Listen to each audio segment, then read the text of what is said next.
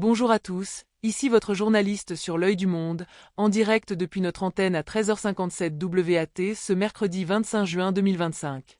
Avec moi virtuellement depuis le Caire, nous plongeons dans l'analyse de la situation entre Israël et l'Iran, alors que la trêve fragile suscite des débats intenses.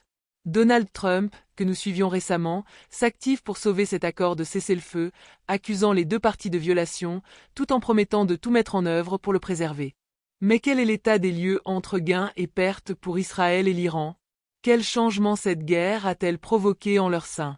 D'emblée, observons que Trump a fait de ce cessez-le-feu son projet personnel, un bébé qu'il entend protéger à tout prix, lui qui en a initié l'arrêt des hostilités. Pour Israël, le bilan semble positif. Le pays estime avoir atteint son objectif majeur, à savoir empêcher l'Iran de développer une arme nucléaire avec son stock existant.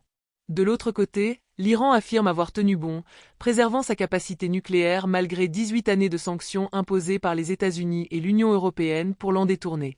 Pourtant, sans image claire, l'Iran ayant coupé Internet, les déclarations divergent. Washington revendique avoir détruit les réacteurs iraniens, tandis que Téhéran minimise les dégâts, jurant de poursuivre son programme.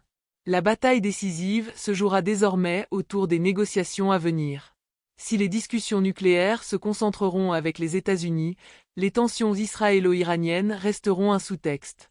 Depuis le début du conflit, Israël a dominé les airs iraniens, infligeant des pertes lourdes, des dirigeants, des scientifiques nucléaires tués, des installations endommagées, surtout par les frappes américaines.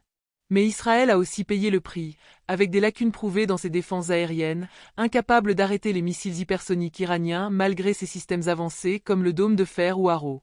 Puis, pour la première fois, des sirènes ont retenti à Tel Aviv et Jérusalem, un choc psychologique pour une nation habituée à une armée invincible. L'Iran, elle, mise sur ses missiles balistiques et drones, visant l'arme nucléaire comme horizon. Chaque camp a révélé les faiblesses de l'autre, et la guerre, menée sur terre, dans les airs et sur le plan psychologique, laisse les deux côtés revendiquer la victoire sans preuve définitive. Sans image des dégâts nucléaires, l'analyse reste suspendue, rendant les résultats incertains. Et que dire de l'avenir? Avec cette trêve, les négociations s'annoncent ardues. Trump pousse une diplomatie par la force, testée avec succès jusqu'ici, mais la partie la plus difficile reste à venir. Ni Israël ni l'Iran n'ont imposé une suprématie claire sur le terrain, un facteur clé dans les pourparlers. Les États-Unis et Israël exigeront la fin du nucléaire iranien et un contrôle strict de son stock, tandis que Téhéran voudra lever les sanctions, peut-être en échange de concessions. Sans clarté sur l'ampleur des destructions estimées à 5 bombes nucléaires potentielles ce mois-ci sans les frappes, la tâche sera complexe. Ajoutons une note récente. Des médias israéliens rapportent 2 explosions au nord de Téhéran, après un appel ferme de Trump à Netanyahou pour retenir ses pilotes.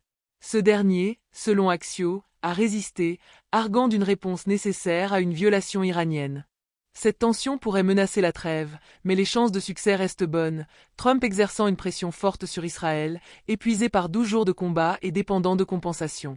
Il enverra aussi un message clair à l'Iran, éviter une escalade. Pour Netanyahou, la leçon sera dure s'il tente une nouvelle violation. Voilà où nous en sommes, chers téléspectateurs. Restez branchés sur l'Œil du Monde pour suivre cette situation mouvante. À très bientôt.